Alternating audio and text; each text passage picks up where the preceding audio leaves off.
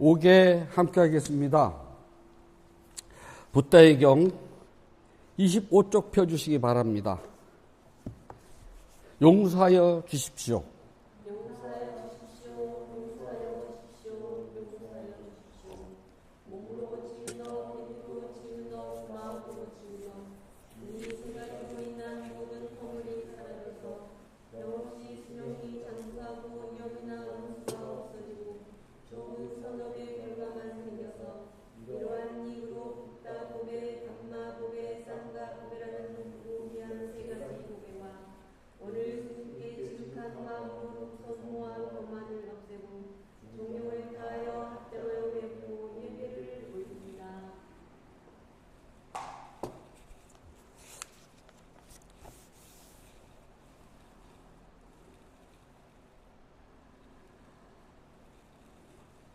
아함 빠짜실랑 사마디야미 마나디빠따 베라마니 시카 빠당 사마디야미 아딘나다나 베라마니 시카 빠당 사마디야미 가메스미 짜짜라 베라마니 시카 빠당 사마디야미 무사와다 베라마니 시카 빠당 사마디야미 수라메라야 메짜빠마다타나 베라마니 시카 빠당 사마디야미.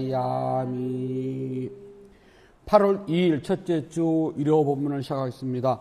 부처님 말씀 함께 하겠습니다. 쌍따 니까야 2권 26번 누이따짜경 5번 구절입니다. 걸어서는 결코 세상의 끝까지 도달하지 못합니다.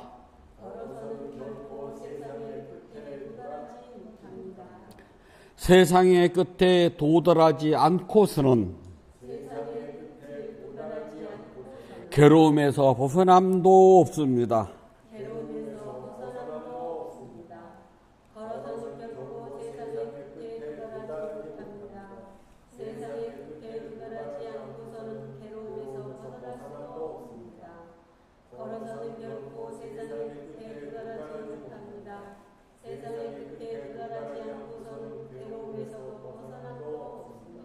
네, 편해지세요. 걸어서는 세상의 끝까지 가지 못한다고 했거든요. 근데 세상의 끝을 가지 못하면 괴로움에서 해탈하지 못한다는 말이거든요. 이 소리는 보통 중생들이 알고 있는 것 가지고서는 괴로움에서 못 벗어난다는 겁니다.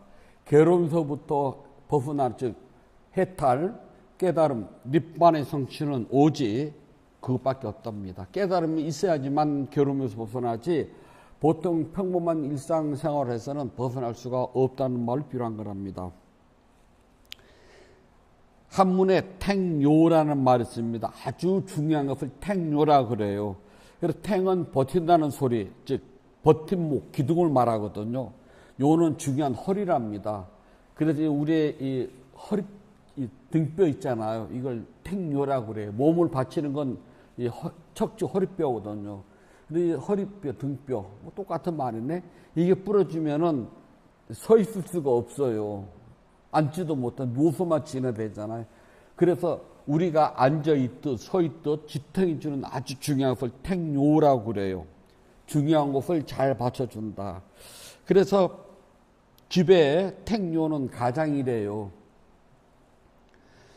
세상에서 제일 행복한 여자가요, 남편이 벌어다 준 것만 가지고 그냥 가정생활 하는 여자가 이 세상 제일 속 편한 여자라네요. 근데 요즘은 이제 여자들도 자기 개발을 한다, 뭐 한다, 그래서 뭐 일을 하고 직장을 갖고 뭐 하는 것이 유행이지만은 그래도 제일 속 편한 여자는 그거래요. 남편이 벌어다 준 것 가지고서 그냥 살림만 하고 아무것도 신경 안 쓰는 것. 왜냐하면 남편은 가정의 탱요거든요. 그래서 꼬부라진 서방이라도 집을 지키면 든든하고 없으면은 허전하다나? 그건 잘 모르겠어요. 그래요.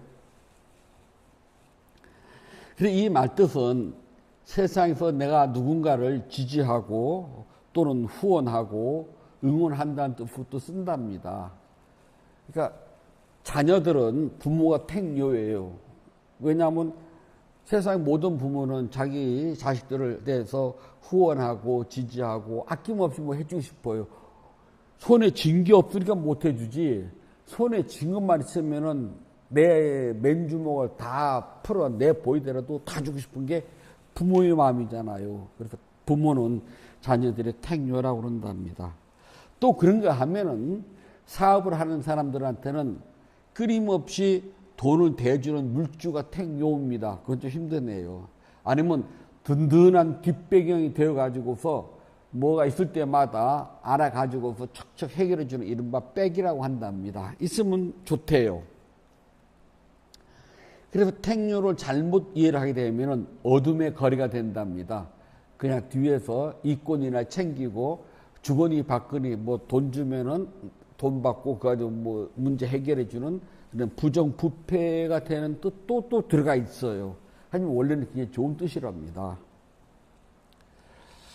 이 세상을 살아가는데 택요가 있으면 좋대요. 우리말로는 소도 언덕이 있어야 비빈다고 그래요. 그전에는 제가 이렇게 법회에 가서 법문을 하고 이렇게 하게 되면은 그 주진 스님들이나 신도들이 싫어하는 말들이 많아요. 그리고 이게 부처님 말씀 이게 맞는 건데라 해도요. 그럼 딱 한마디 합니다. 다음에 스님이 주지하면 스님절에서나 그렇게 하래요. 그럴 때 느끼는 것이 소도 언덕에서 비빈다는 말을 제가 아주 절실히 느낀답니다. 그러면 가게 되면 대부분 원하는 말들이 복 많이 받으세요. 소원이 성취됩니다. 뭐 죄업이 업장이 소멸됩니다 하거든요. 근데 부처님은 그 어디에도 네가 떡 넣고 밥 넣고 돈 넣고 빌어서 내가 네 업장 소멸시키는 한 번도 안 나와요. 자업자득이란 말은 나와도 나한테 빌면은 내가 업장 소멸시키는 안 나오거든요. 말도 안 되는 소리잖아요. 그런데도 부처님에게 와서 빌고 기도하면 업장이 소멸된다, 소원이 이루어진다. 제가 늘 하는 그렇게 소원이 이루어지면 저부터 먼저 한다고 늘 이야기 하잖아요. 그러면서 한마디 해요. 제가 여러분들보다 부처님 앞에 가서 절 한 번에도 더 했고, 기도 한 번에도 더 했고, 경을 봐도 한 절 더 받고, 참선을 해도 한 번 더 했고, 근데 저는 지금 집도 절도 없이 또 돌아다녀요. 우리 그런 데 대해서는 우리 부처님은 안 믿겠지만은요. 부처님은 그 데서는 진짜 뜻본건 안 하셨는데 사람들은 부처님이 나에게 택요가 되어가지고 내가 원하는 중생의 소원, 다른 말로는 감각적 쾌락, 또 다른 말로는 우리가 잘 아시는 탕하, 그것을 이루는 탕하라고 하는 욕망은 다른 말로 하게 되면은 윤회의 씨앗이잖아요. 그러니까 윤회를 하게 해달라고 부처님한테 빌면 부처님이 그래 너 윤회해 그리고 소원을 들어주겠냐는 거죠.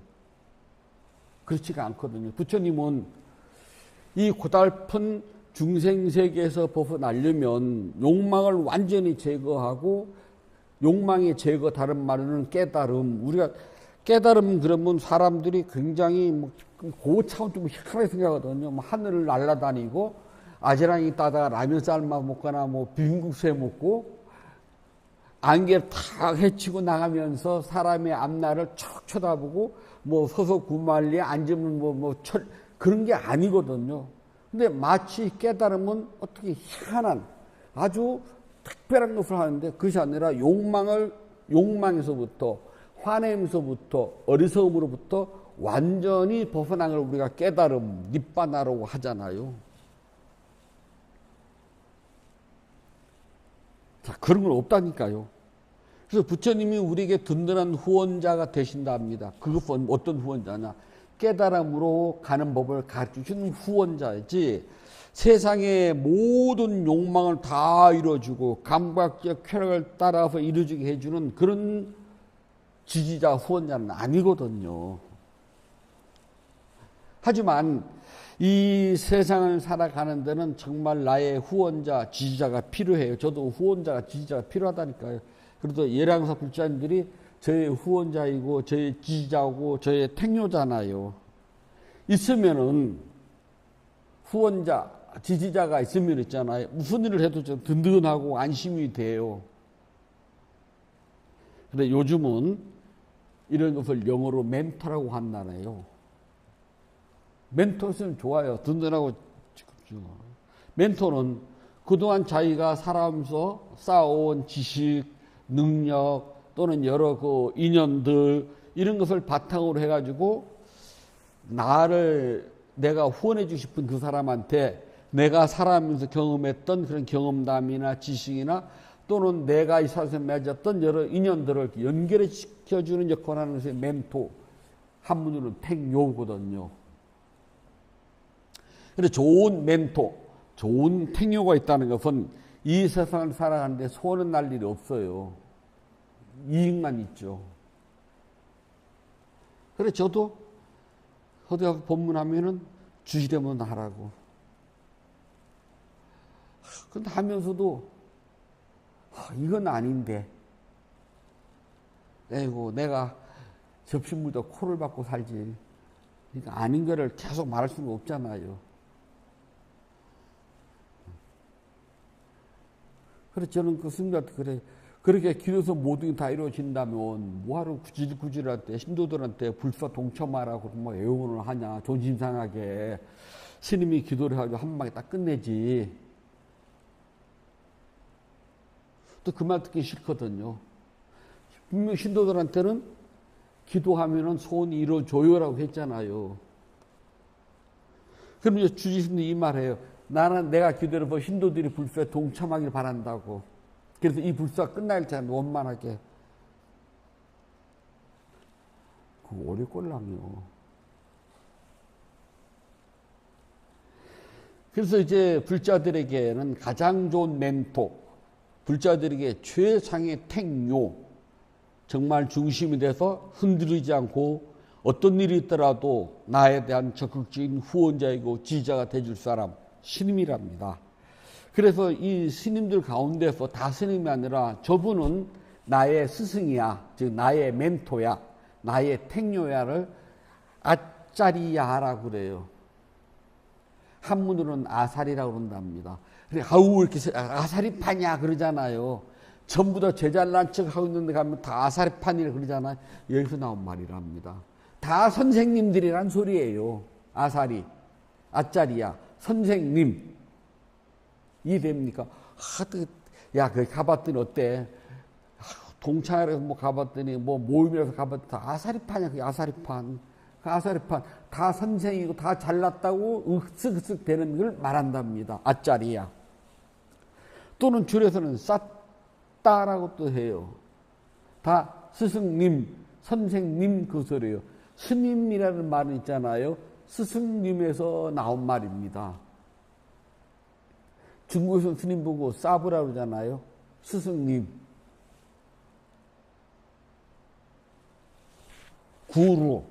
구루지 인도. 스승님. 사야, 선생, 사야도, 선생님. 존칭어예요. 그 스님들은 다 스승이 될 만한 자격을 가지고 있다는 소리를 합니다. 열심히 교학도 배웠고 수행도 했고 덕봉도 쌓고 모함도 얻고 잘못을 범하지 않았기 때문에 세상 사람 누가 봐도 믿고 존경하고 따라갈 만하다 해서 스승님 준말에 스님 그래서 나온 말이거든요. 그런데 이게 쉽지가 않아요.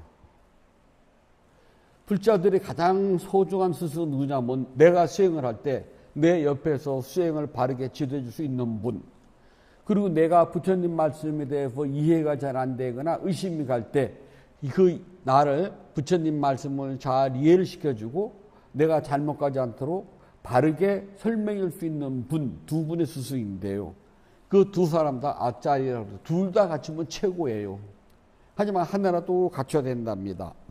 만약에 나에게 이렇게 수행이라든지 또는 교학을 지도해 줄 스승이 없으면요, 부처님께서는 홀로 사는 며느리 집에 있는 시아버지랍니다. 근데 경에는 남의 집, 그래서 빠라가리수 남의 집 또는 며느리의 집 꿀라순 하라 그래요. 이게 남의 집 있으면 우리 그 말 하잖아요. 집 나가면 고생이라고. 그래도 내 집이 제일 편하다고. 남의 집에서는 뭐를 해도 불편해요.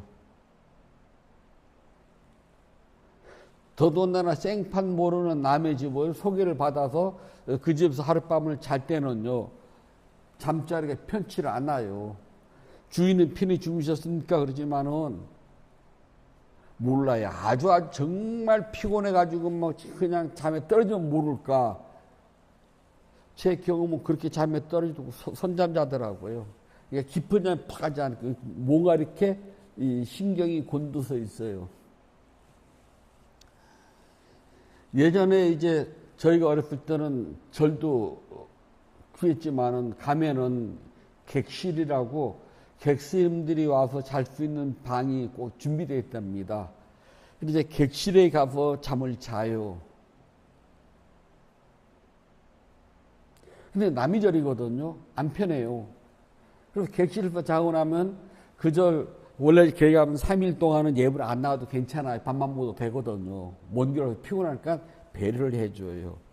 그런데 이제 저를 찾지를 못해서 민가집에서 잘 수가 있어요. 그럼 이제 뭐 사랑방이나 뭐 하나 내주면 그때는 그 잤거든. 그때는 여관도 많지 않던 시대예요. 호텔이 아니라.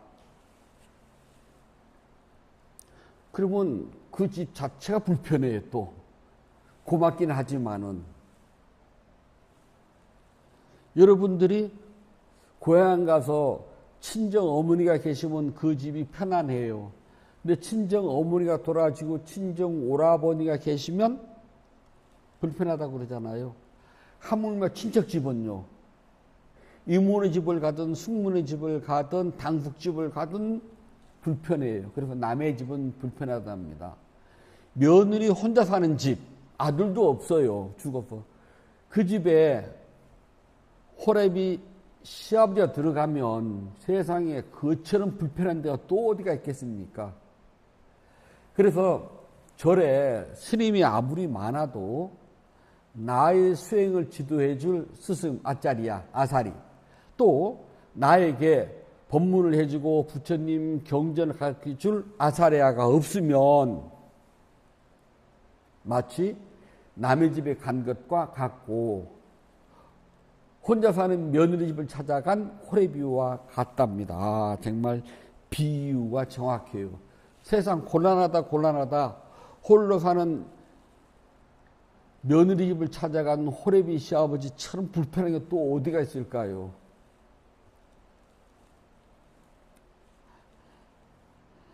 그래서 경에서는요, 그런 경우는 공동묘지에 버려진 시체, 여기 보면요, 수사나 그러는데 공동묘지인데요. 인도는 지금도 그렇지만은 지금 거의 다 화장을 하거든요. 부처님 당시 때는 화장하는 것보다는 그냥 숲에다 갖다 버렸어요. 묻질 않고 갖다 버렸거든요. 버리면은 벌레가 뜯어먹든 짐승이 뜯어먹든 새가 쪼아먹든 그렇게 해서 이제 썩어서 다 사라져요. 그래서 시체에 갖다 버리는 숲을 보고 시타림이라고 그래요. 그래서 스님들이 신도들이 죽은 집을 문상 가고 하는 걸 보고 시타림 간다고 그러거든요. 원래 시타림, 공동묘지에 간다는 소리예요. 한문으로는 한림이라고 그래요. 차가운 숲. 서늘하잖아요. 무섭고. 스승, 다시 말해서 나의 수행을 주도해 줄 수 있는 스승 아짜리야, 또는 내가 부처님 경전을 볼 때에 부처님 말씀이 궁금할 때 이해를 시켜주고 바르게 해석해주고 지도해 줄 수 있는 스승, 이 두 가지 아짜리야가 없다면 경에서는 남의 집에 간 것과 같고 홀로 사는 며느리 집을 간 호래비와 같다고 했잖아요. 또 하나는 공동묘지에 간 것과 같다. 시체 썩는 냄새가 나고 승냥이들과 하이에나의 울음소리가 들리고 위에는 독수리가 맴돌고 까마귀가 있고 불쾌해요. 가고 싶지 않아요.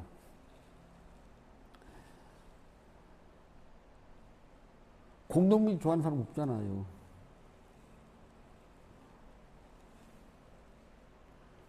인도는 예전부터 사람 죽으면 불에 태우는 화장, 물에다가 떠내려 보내는 수장, 그 다음에 숲에 떴다 보내는 풍장, 묻는 매장인데 매장은 아주 극소수예요. 거의 대부분이 화장 아니면 풍장이에요. 단 화장하지 않는 부류가 있답니다. 임산부는 화장하지 않아요. 왜냐하면 신의 축복을 받아서 애를 뵙기 때문에. 그래 물에다가 그냥 띄워요. 갓난아기들도 안 태워요. 그들은 죄를 짓지 않았어요. 아주 맑고 깨끗해요. 뭘 알아요? 물에 띄워요. 그 다음에 수행자들, 이들은 자기가 스스로 정화했기 때문에 정화할 일이 없어요. 그냥 물에 띄워요. 그 나머지는 다 태운답니다. 나중에 인도 성지순례 가셔가지고 겐지스 강변을 가보면은요, 그 가트에 화장하는 거를 억수로 많이 봐요. 근데 그게 이제 좀 재산이 돈 있고 넉넉한 사람은 나무를 많이 써가지고 시체를 완전히 태우는데, 가난한 사람들은 그 타다 만 대가 있거든요. 그러면 그냥 물에다 다 밀어 넣어요. 그럼 그 근처에 개들이 왔다리 갔다리 하다가요, 타다만 뭐 팔뚝 하나 다리 하나 물고 도망가요. 그래 인도에서 개는 우리처럼 막 그렇게 사람 효보동물이에요. 물론 부자들이 키우는 예쁜 게 빼놓고요. 거기에서 공동묘지랍니다.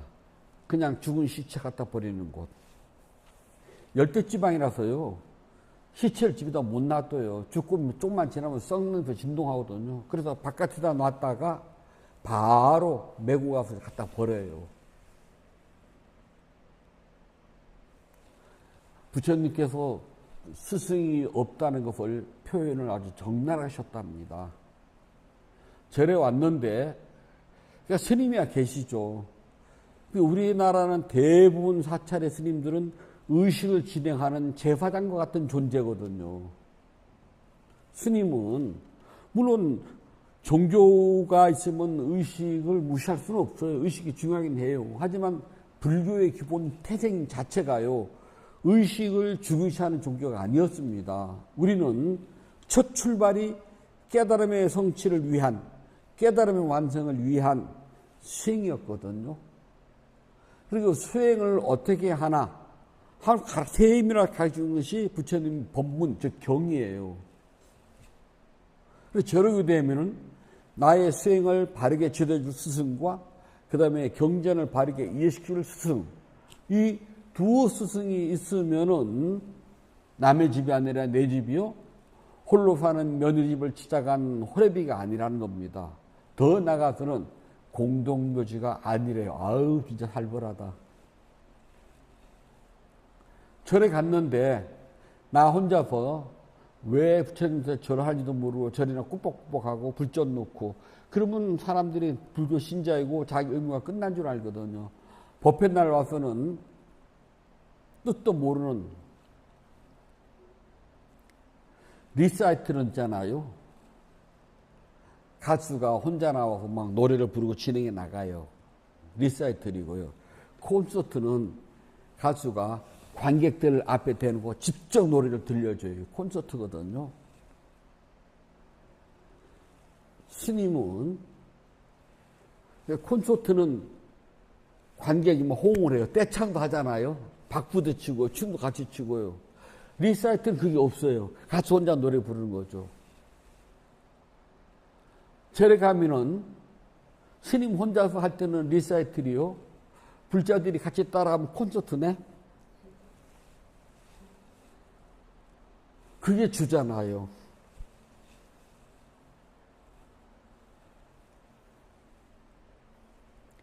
시체를 숲에다 딱 버리면은요, 가족들이 아무도 쳐다보지 않아요. 그냥 뒤돌아온답니다. 예전 우리나라에서는 장가 안 간 아들이나 딸이 죽으면 3일장은 안 지내요. 최대한 빠르게. 무때 봉분도 씌우질 않아요. 평장을 한답니다. 왜 그런 줄 아세요? 봉분을 씌워서 표시를 하잖아요. 그러면 슬픔에 못 이겨서 찾아와서 자꾸 운답니다. 그러면 인연에 묶여가지고 뭐 저승을 못 떠난다나 이승을 못 떠난대요. 그래서 평장을 해버리면 어딘지 모르잖아요. 찾아오지 말라는 소리, 잊어버리라는 소리랍니다.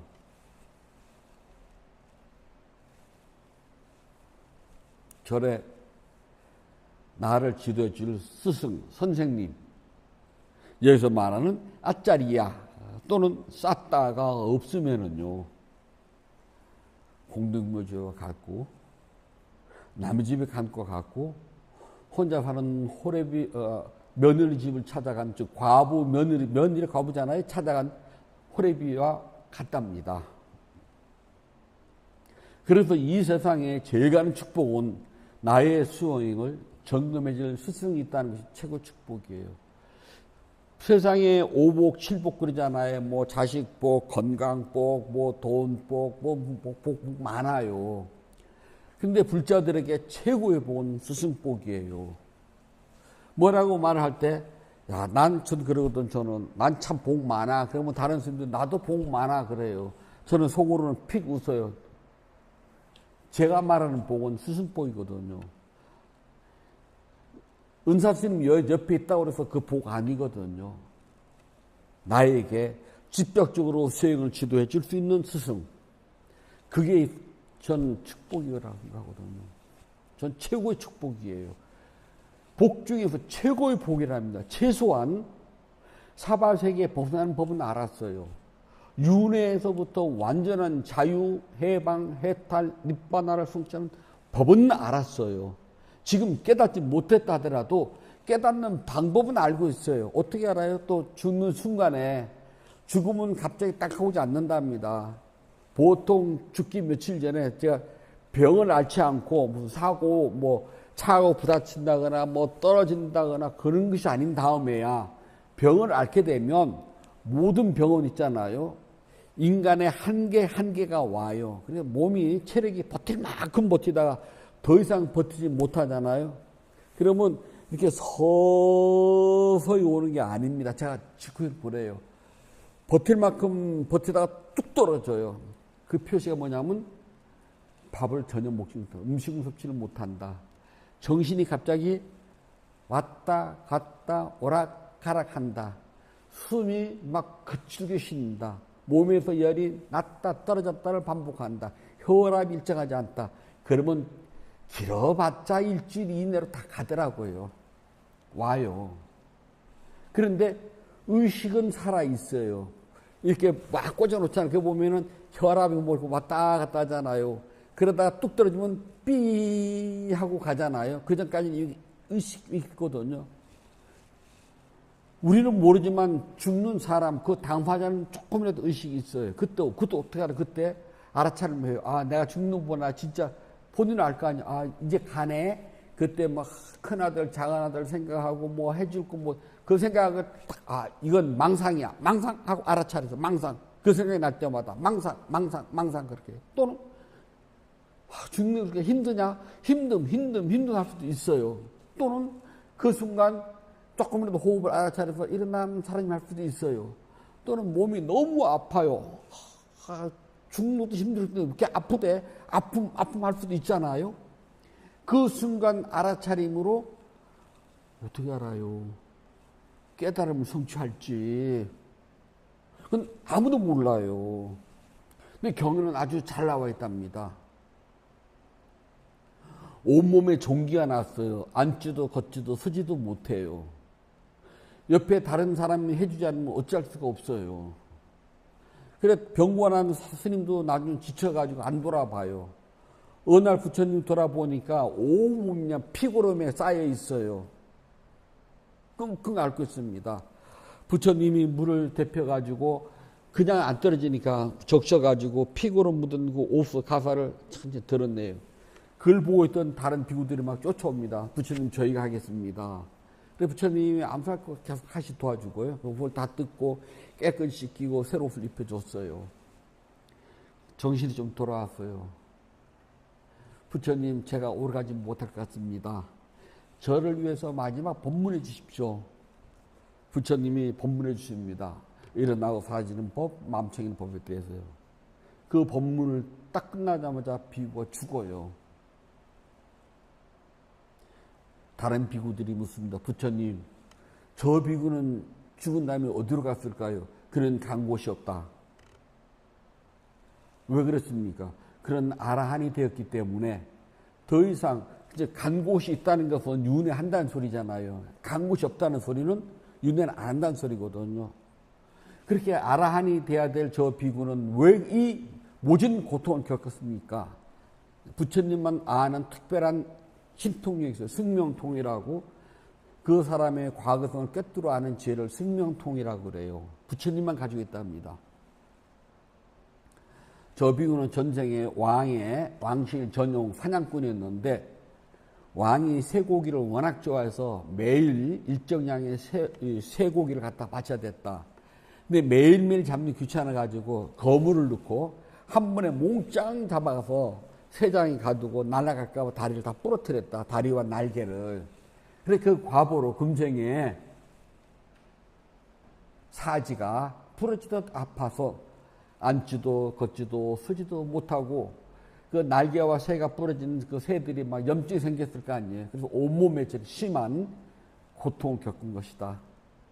하지만 전생의 선업 공덕으로 금생의 깨달음을 얻기 때문에 그건 그거예요. 받아야 돼. 하지만 부처님을 뵀잖아요. 그래 마지막 죽는 순간에 부처님 법문 듣고 깨달음 성취해서 아라한이 되었다는 겁니다. 근데 우리 아무도 몰라요. 그거는. 그렇기 때문에 때때로 나에게 수행을 지어줄 수 있는 스님, 그리고 부처님 말씀을 바르게 이해시킬 수 있는 스님, 즉 스승님이 옆에 있는 것은 나에게 아주 특별한, 그냥이 아니라 특별한 으뜸가는 축복이라고 이야기해요. 로카, 이 세상을 살아가는 생명 가진 모든 존재들은요 다들 존귀해요. 그러나 사람으로 태어나서 사람의 말을 알아듣고 바르게 이해를 하고 바르게 알고 바르게 실천할 수 있다면 그야말로 아주 특별한 축복이랍니다.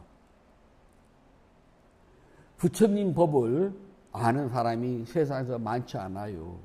대한민국 불자가 1000만이라고 하지만 1000만 가운데서 정말 부처님 법을 바르게 알고 바르게 실천하는 사람이 몇 될 것 같습니까? 그렇게 많지가 않답니다.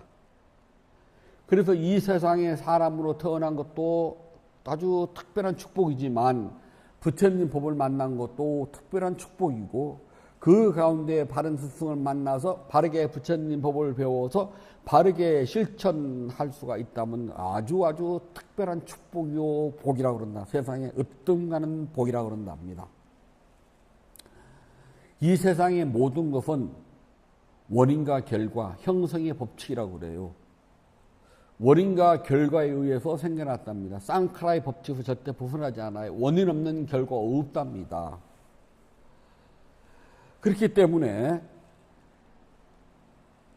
천상세계 사람들은 기쁨이 원인이 돼가지고 너무 즐겁고 너무 행복하기 때문에 공부할 생각을 안 해요. 아수라들은 천상세계지만 같은 천상에 태어났는데 싸움 박자기 너무 좋아요. 그게 원인이 돼서 싸움만 하지 결과가요 수행을 못한답니다. 축생세계는요 짐승으로 태어난 것이 원인이 돼가지고 결과가 어리석어요. 아무리 부처님 법 일러줘도요 이해를 못하고 실천을 못한답니다. 아기 뺐다들은요 굶주림이 원인이 돼가지고 배고픈 결과를 얻어요. 그래서 배고픔에 찾아서 먹을 것 찾아 헤매느라고 부처님 법을 닦을 시간이 없답니다. 지옥 중생들은 지옥에 태어난 것이 원인으로 고통받는 결과가 생겨요. 그래서 너무나 고통스러워서 법문 들을 기회가 없답니다. 사람은요 반고반락이래요. 어떤 때는 즐거웠다가 어떤 때는 고달파요. 사람 사는 것이 늘 행복하고 즐겁고 아무 걱정 근심 없으면 부처님 법은 가까이 오지 않아요. 근데 가끔 즐겁기도 하고 가끔 고통스럽기도 하고 가끔 아프기도 하고 가끔 짜증도 나고 가끔 세상 살아가는 것이 너무 답답하고 지치고 힘들고 나 왜 이렇게 살아야 돼? 라는 생각이 들어갈 때 부처님 법이 살짝 다가온대요. 그럴 때 마음을 콱 내면은 법을 바로 배우고 그런 게 왔음에도 불구하고 마음을 내지 않으면 엉뚱한 데로 빠져요. 에휴, 세상사에 그렇지 뭐 별거 있냐 하고 나가거든요. 그러나 별거 있답니다. 법을 배우면. 그래서 이 어렵고 힘들고 답답한 세상살이에서 반은 즐겁고 반은 괴로운 이 세상살이에서 뭐 그렇지라고 마음 내지 않고 그래 이럴 때 부처님 법을 조금 닦아보는 거야 라고 마음을 낸 여러분들은 아주 특별한 존재랍니다. 이 특별한 존재들이 시간을 내서 부처님 법을 바르게 듣고 수행을 해서 부처님에게 자신의 수행을 지도받을 수 있다면은 정말 특별하답니다. 그런 불자도 특별하고 또 그렇게 나의 수행을 지도할 수 있는 스승님이 계신다는 것만 해도 굉장히 특별한 존재랍니다. 그래서 절에는 특별한 존재들끼리 만나게 돼 있어요. 근데 세상살이가요 쉽지가 않아요. 아무리 절에 많이 와도요. 그렇게 저는 매 때 본문마다 수행을 해서 깨달아야 될 본문의 주제잖아요. 근데 이게 쉽지가 않아요. 그래서 수행을 지도할 스님도 필요하지만 교계라고 그런답니다. 끊임없이 이런 부처님 법문을 들어야지만이 게을러지는 내 마음이 게으름에서 일어나고 오늘은 뭐 대충 하고 싶은데 또 아니야. 그래도 한 번 해야 돼. 라는 마음이 생겨난답니다. 그래서 부처님의 법을 가르쳐 주고 나의 마음이 게을러지고 또는 짜증나고 이 세상살이가 답답하다고 포기하려고 할 때 그러지 말으라고 경계심, 꾸짖어 주는 교계해 주는 스님도 필요하답니다. 그래야지만이 내 수행을 바르게 닦고 바르게 실천해서 부처님 법에 한 발자국 가까이 가요. 보시를 막 이절저절 다니면서 보시를 많이 하고 또 그런 사람들이 스님은 되게 많이 알아요. 막 이 스님 저 스님. 저는 이제 쇼핑한다 그러거든요. 이 스님도 백에다 담아보고 저 스님도 담아보고 이 절도 담아보고 저 절도 담아봐서 이 절 저 절 이 스님 저 스님 해가지고 하여튼 대한민국에 큰 스님 모르는 스님이 없고 모르는 죄를 풀 정도로 다녀요. 아무 소용없답니다. 가장 중요한 것은 나로 하여금 부처님 법을 바르게 가르칠 수 있는 교육해 주는 스님이 있는 곳 그리고 내 수행을 점검할 수 있는 곳 이 모든 표준은 어디? 부처님 법이에요. 제 말이 중요한 것이 아니라 부처님 법이 중요해요. 저는 부처님의 가르침을 일주일에 한 번씩 여러분들한테 요즘 시대에 맞게 좀 쉽게 풀이해 주는 존재일 뿐이랍니다. 즉 교계해 줘요. 게으르지 말으라고 일깨워주는 역할에 불과하답니다. 표준은 어디? 부처님. 그래 모든 여러분들의 표준 근거는 부처님이에요. 근데 부처님 경전 한 구절 보지 않고 그냥 말 몇 마디에 팩 넘어가서 쫓아다닌다. 그러면 한 가지 소원 꼭 이루어줘. 사업이 어렵게 힘들지? 이 불사에 동참하면 사업이 잘 돼. 나하고 기도 한 3, 7일 해볼까? 그러면은 돈 더 많이 벌고 손석지 된다. 라고 하는 요 얍삭한 말에 빠져서 이절 저절 이스님 저스님을 쇼핑하러 다니면 택요, 멘토, 든든한 후원자가 생기질 않아요. 그렇게 아는 스님과 그렇게 하는 절들은요, 끝내는 나에게 실망을 주기가 쉬워요. 그러지 말고 호대 잘생기고 큰 절만이 절이 아니라니까요. 택요, 멘토, 언제든지 나의 후원자가 될 수 있는 사람, 언제든지 나를 지질 수 있는 스님, 어떤 분? 교계와 수행의 지도람, 즉 아짜리아가 될 수 있으면은 여러분들은 행복하답니다. 만약에 나에게 그런 아짜리아가 있다면은 언제든지 존중하고 섬기고 예배하고 기쁘게 받들어 모시면은 뭐가 생긴다? 복이 생긴답니다.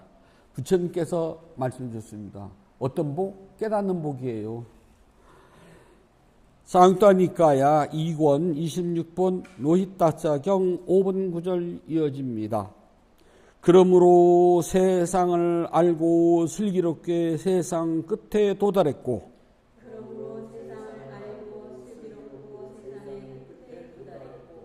청정 범행을 완성했고 모든 악을 가라앉힌 사람들은 이 세상의 끝을 알아.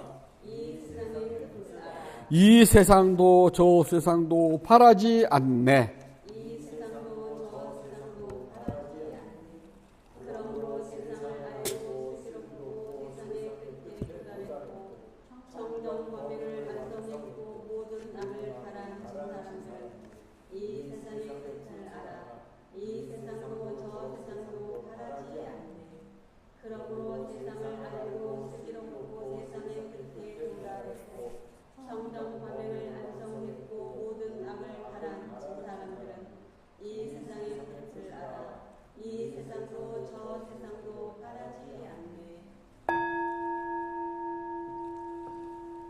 (8월 2일) 첫째 주 일요 본문을 마치도록 하겠습니다.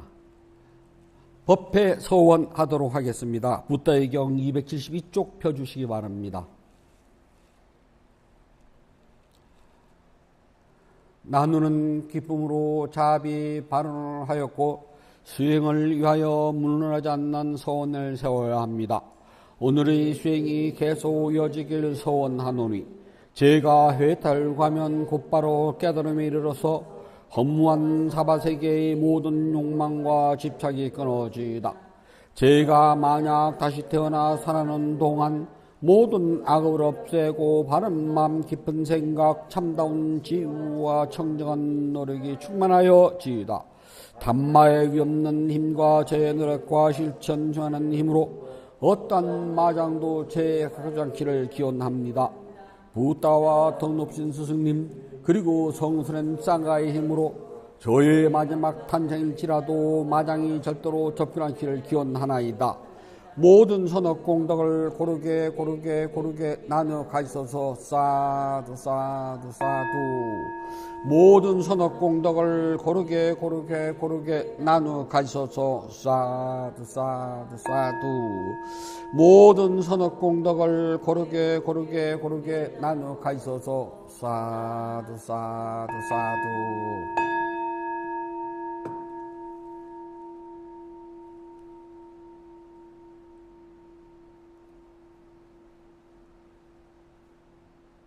8월 2일 첫째 주 일요법회를 마치도록 하겠습니다. 행복하세요.